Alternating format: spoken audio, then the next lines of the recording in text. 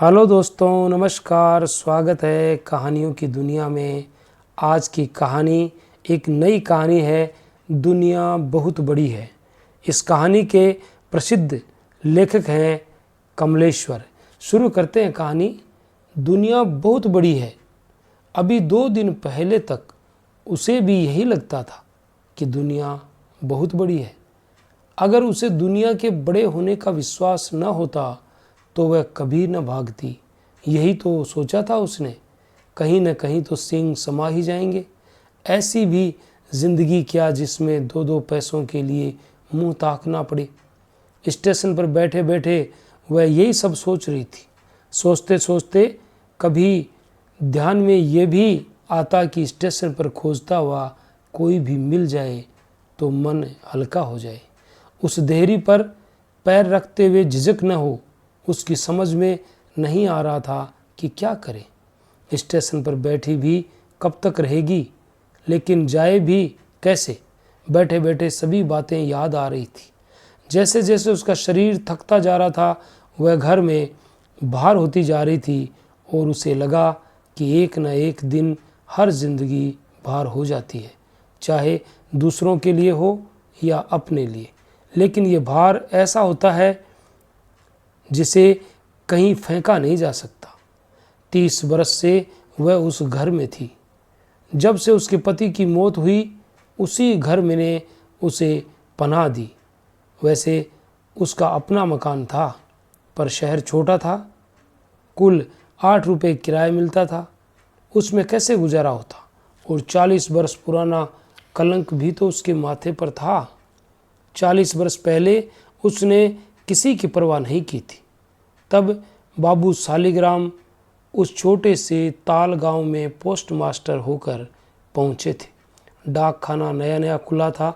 ताल गांव में आसपास के गांवों की भी डाक जमा होती थी और 4 हरकारे खाकी वर्दी पहने, लाठी में घुंघरू बांधे गांव गांव घूमकर डाक बांटते थे।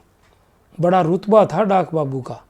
उनके साथ ही जैसे नए जमाने की रोशनी पहुंची थी गांव में।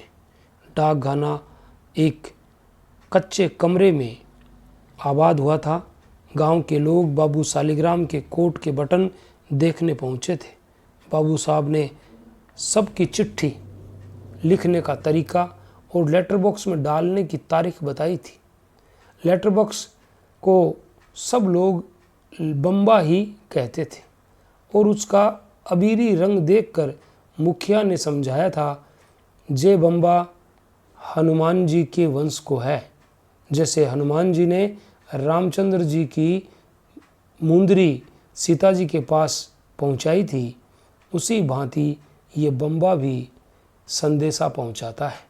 लोगों ने उनकी बात बहुत ध्यान से सुनी थी और जब सब लोग सिर हिलाकर तायद कर रहे थे तो एक ने मजाक किया था, मुखिया जी, आपो अपन सीता जी को संदेशा एक भिजवाई दूं। 3 महीना से बाहर है सीता जी। और सभी खिलखिलाकर हंस पड़े थे। बाबू सालिग्राम के लिए सारा सामान आनन फानन में जमा हो गया था। खाट आ गई थी और खाने पीने का इंतजाम भी हो गया था। मुखिया का लड़का रोज सवेरे दातुन तोड़ कर दे जाता था। ताल गांव के लोग बहुत खुश थे कि बस्ती में कम से कम मिडिल पास मुंशी जी तो आ गए। और जब लाभ पर गए, हर भजन सिपाही की खैरियत का खत 7 समुंदर पार से आया था तो गांव में सनसनी सी फैल गई थी। बाबू सालिग्राम उसके घर खुद खत पहुंचाने गए थे। घर में माँ थी, एक बहन अन्नपूर्णा, 7 हाथ का लड़का फौज में भर्ती हो गया था और अंग्रेज़ों के लिए तुर्की के मोर्चे पर लड़ रहा था। उसी दिन पहली बार अन्नपूर्णा ने डाक बाबू को अच्छी तरह देखा था। दूसरे ही दिन वह अपने जवान भाई को चिट्ठी लिखवाने पहुंची थी। सालिग्राम खतों पर मुहर लगा रहे थे। अन्नपूर्णा को देखकर उनका हाथ ठिठक गया था। तब अन्नपूर्णा ने विनती की थी, एक चिट्ठी लिखवानी है। वह बोलती चली जा रही थी, वीरन मेरे, हम सब की उम्र तुम्हें मिल जाए। भैयन, हमारी फिक्र मत करना। अम्मा की आंख में जाला पड़ गया है। रो रो कर उन्होंने अपनी आंखें खराब कर ली है, कुछ भी सुझाई नहीं देता। वीरन और कौन है हमारा तुम्हारे सिवा, अब तो तुम्हारे जीते जागते लौट आने का इंतज़ार है। चौकसी से लड़ना, अम्मा ने इस फसल पर गन्ना नहीं खाया, घर तक में नहीं आया, सिरका भी नहीं रखा गया। तुम्हारी याद आती है, जब तुम आओगे तभी सब कुछ होगा। और यही सिलसिला था जिससे वे दोनों पास आए थे। मोर्चे पर लड़ते हुए अन्नपूर्णा के भाई की एक आध चिट्ठी और आई थी। जैसे ही चिट्ठी आती थी, सालिग्राम फौरन लेकर पहुंचते। उसकी माँ दहाड़ मारकर रो रो कर सुनती थी। उसके बाद मोर्चे से चिट्ठियाँ आना बंद हो गई थी और तब सालिग्राम को अपनी सांस घुटती सी लगी थी। अन्नपूर्णा का जवान भाई जैसे उसका अपना कोई सगा संबंधी बन चुका था। अलग टिकट का लिफाफा खोजना उसकी आदत हो गई थी। और एक दिन जब चिट्ठी का इंतज़ार ज़िंदगी भर का इंतज़ार बन गया तो सालिग्राम का मन भी उचट गया था। उसे पूरा गांव वीरान दिखाई देने लगा था। वह तबादले की बात सोच रहा था। तभी उसने ये भी महसूस किया था कि वह इस तरह तालगांव से जा भी नहीं सकता। कहीं कुछ और भी था जो उसे जाने नहीं दे रहा था। कुछ महीने ऐसे ही चलता रहा था, पर बात तो सुना रही थी। आखिर और कोई रास्ता न देखकर सालिग्राम और अन्नपूर्णा ने उस ज़माने में बहुत बड़ा कदम उठाया था। गुरसहायगंज के आर्य समाज मंदिर में दोनों ने शादी कर ली थी। इक्के में बैठकर तीनों गए थे और चुपचाप शादी हो गई थी। तालगांव के लोग इसे स्वीकार नहीं कर पाए थे। मुखिया ने तो जाकर थानेदार से शिकायत की थी। इस तरह के आदमी अगर सरकार भेजेगी तो गांव की औकात धूल में मिल जाएगी। आप मुंशी सालिग्राम को फौरन इस गांव से हटवाएं, नहीं तो बलवा हो जाएगा। थानेदार ने सीधा सा जवाब दे दिया था, भाई हम क्या कर सकते हैं, वह अलग डिपार्ट का आदमी है, हमारे मातहत नहीं है। पुलिस के मातहत कौन नहीं है। मुखिया ने पैरवी की थी। आप चाहें तो सब कुछ हो सकता है। और उन लोगों का गांव में रहना मुहाल हो गया था। एक हरकारा बिना बात पीट दिया गया था। आखिर सालिग्राम को तालगांव छोड़कर भागना ही पड़ा था। तबादला हो ही नहीं पाया था, इसलिए वह अन्नपूर्णा को लेकर चला गया था। नौकरी छोड़ दी थी। बहुत कहने के बावजूद अन्नपूर्णा की माँ साथ नहीं आई थी। दामाद के घर जाकर रहे, ये पाप वह आखिरी वक्त करने को तैयार नहीं थी। और इस तरह 40 वर्ष पहले उसका घर गांव छूट गया था। सालिग्राम के घराने में भी उसका स्वागत नहीं हुआ था। पता नहीं कैसी औरत है, लड़कियों पर तो इसकी परछाई भी नहीं पड़नी चाहिए। सभी घरों में अन्नपूर्णा को लेकर घोर असंतोष था। क्या पता चमारिन है कि धानुक ईसाई की तरह ब्याह करके आई है। देखो ना कैसे पत्तीदार बाल काटती है, अस्पताल की ईसाई काली मेम की तरह।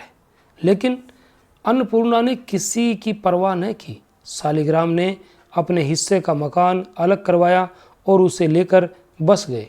तीज त्योहार पर भी उन्हें कोई नहीं बुलाता था। घोर सनातनी परिवारों में उनकी आमद रफ्त बंद हो गई थी। इतवार को जब सालिग्राम अन्नपूर्णा को लेकर आर्य समाज मंदिर जाते तो गली में सब खिड़कियों के पर्दे हिलने लगते। उन्हें पीछे से तमाम आंखें झांकने लगती और फुसफुसाहट शुरू हो जाती।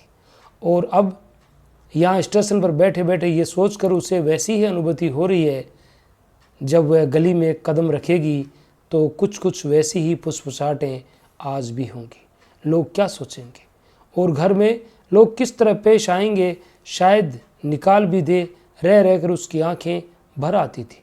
सुने स्टेशन को वह उदास आंखों से देखती थी तो कभी पिछली बातें तस्वीरों की तरह सामने आती थी, कभी वे बातें जो आगे होने वाली थी।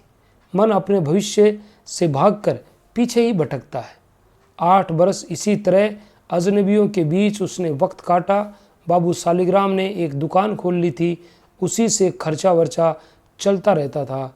पर सालिग्राम से शादी करने का कलंक उसके माथे पर तब से आज तक लगा हुआ है। उसके लिए दोनों बस्तियां वीरानी हो गई थी। तालगांव में रहना नहीं हो सकता था और यहाँ कस्बे में रिश्तेदारों ने उसे अपना नहीं बनाया था। जब सालिग्राम ने शादी की थी तो तालगांव से ही एक खत उन्होंने अपने बड़े भाई को लिखा था, जिसमें अन्नपूर्णा का जिक्र था। भाई साहब, आप अपनी बहू को देखकर बहुत खुश होंगे। तंदुरुस्त बदन, गेहुआ रंग और चौड़ी पेशानी है उसकी। मैंने खूब सोच समझकर शादी की है। उनके बड़े भाई कुड़ कुड़ कर ये खत सबको सुनाते फिरते थे। देखा बेहया को, खूबसूरती बखान रहे हैं, मैं तो कदम नहीं रखने दूंगा घर में। तब से अन्नपूर्णा की खूबसूरती का वर्णन एक मजाक का विषय बन गया था। 10वें बरस सालिग्राम का एकाएक देहांत हो गया था और अजनबियों से भरी बस्ती में वह बिल्कुल अकेली रह गई थी। तालगांव में माँ कब मर खप गई, इसका पता कुछ नहीं चला था। कौन लिखता चिट्ठी? सालिग्राम की मौत के बाद कुनबे के बुजुर्गों में बात हुई थी और तब उसके खाने पीने के इंतजाम के लिए यही तय हुआ था कि घर किराए पर उठा दिया जाए, उसकी आमदनी से ये अपना पेट भरती रहे। पर पहाड़ सी जिंदगी कैसे कटती? आखिर अन्नपूर्णा रिश्ते के एक देवर के यहाँ चली आई थी और आज 30 साल हुए वह जैसे तैसे वक्त काटती आई है। 30 बरस से यही सुनना पड़ रहा है, न जाने कितनी लंबी उम्र लेकर आई है ये औरत। और अब जबकि उसका शरीर थक रहा है, तब भी पिछली पीढ़ी से चला आता मजाक पीछा नहीं छोड़ता। जरा चौड़ी पेशानी देखो इसकी और गेहुआ रंग। जब घर की छोटी छोटी लड़कियां और नई ब्याही हुई बहुएं ये ताना कसती थी तो तीर की तरह छिदता था और मन करता था ये सब छोड़कर कहीं चली जाए।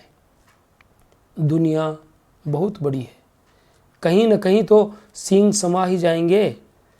शाम को जब वह छत पर पानी छिड़कने के लिए भर भर बाल्टियां ले जाती तो दम फूल आता था। तब वही मुंडेर पर बैठकर वह दूर तक फैले खुले आसमान को देखती थी, आंखें भर आती थी। गंदले पानी की तरह आसमान का रंग होता। गर्मियों की घुटन भरी शाम में उसका जी बहुत घबराता था। दूर दूर तक गंदले आसमान में चीलें उड़ती होती और बहुत दूर बबूल के जंगल के पार से जब रेल की सीटी आती तो उसका मन बहुत छटपटाता था। सामने के नीम के पेड़ पर नजर जाती तो वहीं अटक जाती। बसेरे के लिए बैठे हुए पक्षी बहुत शोर करते थे, वह शोर भी उसे अच्छा नहीं लगता था। अंधेरा धीरे धीरे उतरता था। नीम में उलझी कटी फटी पतंगें फड़फड़ाती रहती थी। सुबह से शाम तक वही एक रस काम, उमस भरे कमरे को साफ करना, फिर बर्तन मलना, बच्चों के हाथ मुंह धुलाना, कपड़े बदलना, सबके खा चुकने के बाद खाना और दोपहर में गंदे कपड़ों की लहदी धोना। जैसे जैसे दोपहर कटती तो शाम को हवेली जैसे मकान में छिड़काव, दिया बत्ती करना, छतों को तर करके बिस्तर लगाना और आधी आधी रात तक तारों को गिनना। वही कमरे, वही दरवाजे, अलमारियां और ताक, धुआं भरा चौक और जले हुए बर्तन, गंदे कपड़ों की वह गंध और बिस्तरों की वही सलवटें। घरों पर छाया हुआ एक सा अंधेरा, थकान भरी सुबह, लंबी जिंदगी की तरह फैली हुई दोपहरियाँ और घुटी घुटी शाम। 1 बरस, 2 बरस, 10 बरस, 20 बरस, दूर तक फैली हुई छतें, गंदला आसमान और बबूल के जंगल से पार से आती हुई रेल की सीटी, क्षण दो क्षण के लिए रेल के गुजरने की धड़कन और फिर गहरा कर छाने वाली उदासी। बहुत बार उसका मन हुआ कि किसी बात को लेकर घर में उलझ पड़े, पर बुढ़ापा जैसे तोड़ता जाता था। किसी के सामने मुंह भी तो नहीं खोल सकती। 30 बरस का एहसान था इस घर का, सुनेगा कौन? सब यही कहेंगे कि इस बुढ़ापे में आकर मत कट गई है। पर जब से आंखें खराब हुई और देह जवाब देने लगी, तब से उसे लगता था कि जुल्म बढ़ता जा रहा है। आखिर एक दिन दबी जबान में उसने पड़ोस की बूढ़ी से कह ही दिया था, इतना सताते हैं ये लोग कि क्या बताऊं भाभी, अब तन तो चलता नहीं, 60 पार कर लिया, पर इन लोगों को कुछ भी ख्याल नहीं है। हारी बीमारी में अस्पताल चली जाती हूँ तो घर का कोई पूछने तक नहीं आता कि जीती है कि मरी।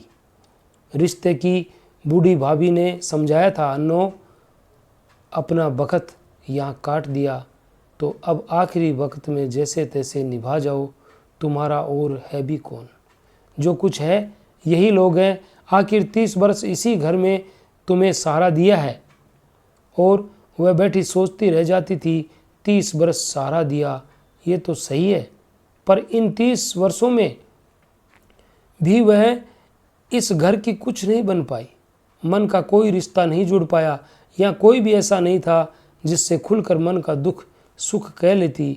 आधी रात में किसी को जगाकर छटपटाते हुए मन की बातें बटाती, किससे कहती कि देवियों के दर्शन करने का मन है और 1 रुपये की ज़रूरत है, किसे बताती कि धोतियाँ चिथड़ा हो गई है, आँखों से अब अच्छी तरह दिखाई नहीं पड़ता। वक्त के साथ साथ ज़िंदगी भार होती जा रही थी, औरों के लिए भी और खुद के लिए भी। और अब जब उसे दिल का दौरा पड़ा था तो घर वालों ने हमेशा की तरह उसे अस्पताल में भिजवा दिया, यहाँ जिसमें किसमें इतना बूता है कि देखभाल करे वही ठीक रहेगा। और उसके टीन के बक्से में 2-4 धोतियाँ, 1 गिलास, 2 तस्तरियाँ और 1 चम्मच रखकर नौकर अस्पताल पहुँचा आया था। अन्नपूर्णा अस्पताल में पड़ी रही थी।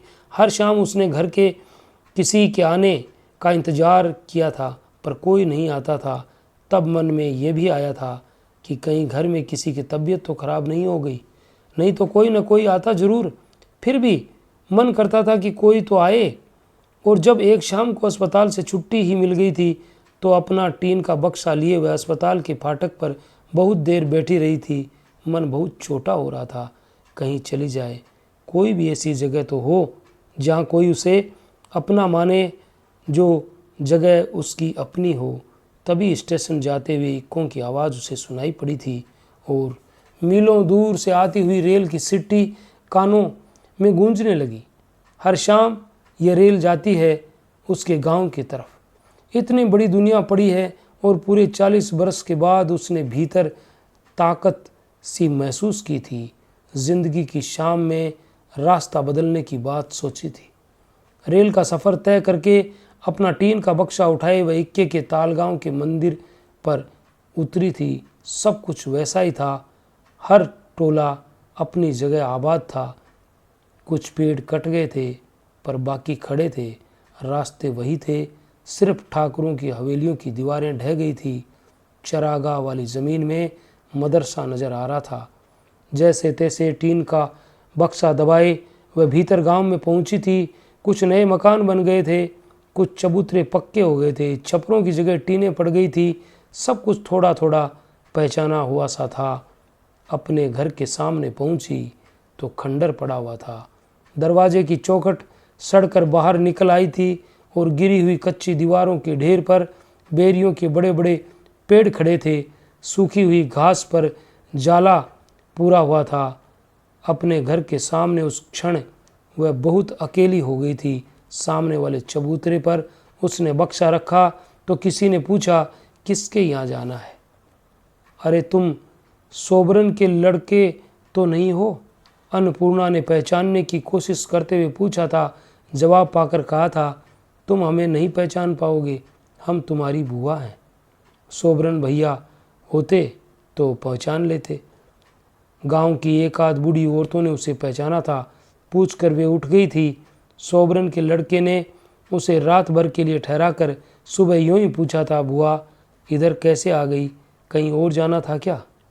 एक क्षण के लिए अपने को संभालते हुए कहा था, ऐसे ही मन भटका तो गांव देखने चली आई, शाम को चली जाऊंगी। वहाँ शहर में अपना घर मकान है, देवर जेठों के बाल बच्चे हैं। और शाम को इक्के पर बैठकर वह फिर वापस स्टेशन पर आ गई। गाड़ी सुबह चलती थी। रात भर पड़ी पड़ी सोचती रही, कोई न कोई अस्पताल ज़रूर पहुंचा होगा। क्या सोचते होंगे वे लोग? इस तरह भाग गई, न जाने कहाँ कहाँ खोज रहे होंगे। ऐसे में अब कैसे घर जाए? कहीं और, किसी जगह और, लेकिन कहाँ? दुनिया बहुत छोटी है। वही गली, वही मकान, घर के सामने नीम का पेड़, जिसमें लटकी हुई कटी पतंगे और बबूल के जंगल के पास से आती हुई रेल की सीटी, इतनी ही बड़ी तो है जिंदगी, दुनिया। सुबह की गाड़ी से वह लौट आई थी। बहुत चाहती थी कोई स्टेशन पर खोजता हुआ मिल जाए तो मन हल्का हो जाए, वापस उसी देहरी पर पैर रखते झिझक न हो। वह वहीं स्टेशन पर बैठी थी। धीरे धीरे स्टेशन की चहल पहल खत्म हो गई थी। कुली चले गए थे, सवारियां भी चली गई थी। दूसरी गाड़ी शाम को आती थी। रेल के बाबू लोग भी ताला बंद करके अपने क्वार्टरों में चले गए थे। प्लेटफार्म सूना था। सामने सड़क थी। सड़क के बाईं ओर बबूल का जंगल और उसके पार है घर और इधर है पटरियां जिन पर रेल जाती है, जो सुबह बड़ी दुनिया का चक्कर लगाकर रोज लौट आती है। दुनिया बहुत बड़ी है या दुनिया बहुत छोटी है। ये थी कहानी, कमलेश्वर की प्रसिद्ध कहानी। अगर आपको पसंद आई है तो हमारे चैनल को लाइक, शेयर, कमेंट और सब्सक्राइब कीजिए और मिलते हैं कल किसी नई कहानी के साथ। तब तक के लिए all the best. Thanks for watching.